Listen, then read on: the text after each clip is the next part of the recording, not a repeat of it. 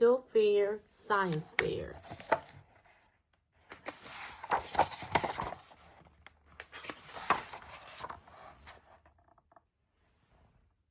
Mr. Z's class was having a science fair. Otis has tried lots of project ideas. Remember, the judges will be here next Friday, chirped Mr. Z. Next Friday, Otis gulped.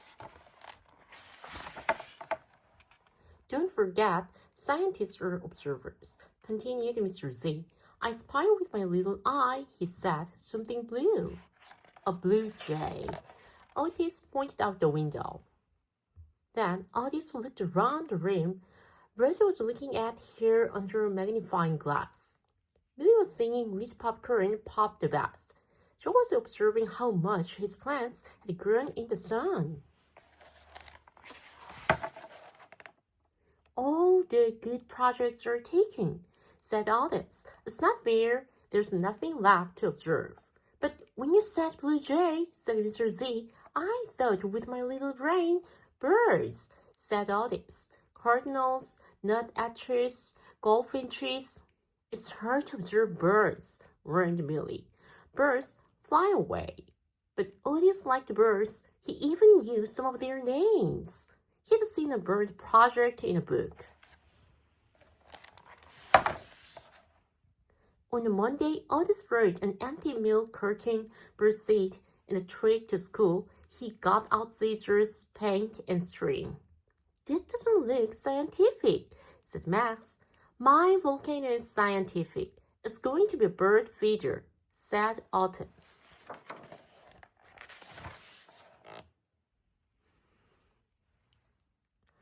Millie came by. I smell with my little nose. A milk carton. I washed it. It doesn't smell, said Otis. It's a bird feeder. Birds don't drink milk, said Millie. I'm painting it, said Otis. Then I'll fill it with seed. Mr. Z said, You'll have to wait until tomorrow.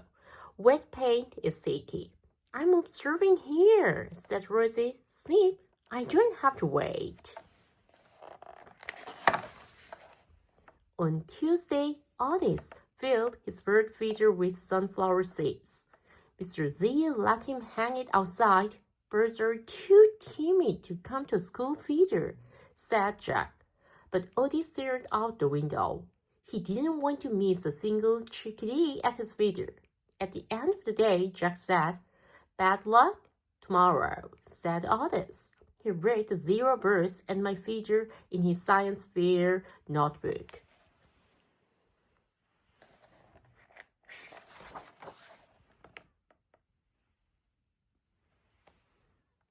On Wednesday, Otis observed bird seed on the ground. Look, I think that seed spilled while they were eating, he said. I spy with my little eye, said Jack. Something furry. No fair, a squirrel. Otis signed and wrote in his notebook. I see you're sticking with it, said Mr. Z. On Thursday, they worked on project posters. Good projects start with a question, said Mr. Z. What does your hair look like? Wrote Rosie. What birds come to my bird feeder? Wrote Otis. He drew a goldfinch, then he looked up. My feeder's jiggling. The birds must have been on it. It's the wind, said Millie. No, said Otis. Watch. But nobody observed birds at Otis' feeder, not even Otis. Mr. Z announced, The judges will be in our room in the morning. No fair, muttered Otis. That night, Otis thought, would it be amazing to see birds at my feeder in the morning on Science Fair Day? The judges would see them too. He hoped so hard. He had bird dreams all night, goldfinches, cardinals, chickadees.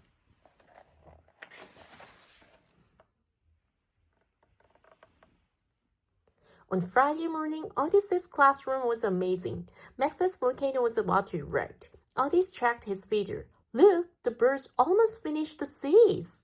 But everyone was too busy to look at Otis' bird feeder.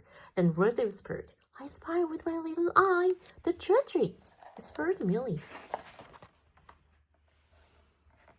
When the judge got to Otis, the tall one asked, Did you make that bird feeder?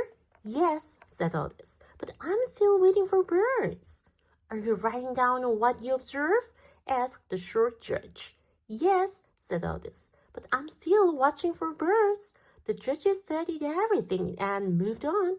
Bad luck, said Millie. No luck, said Otis, and he stared out the window.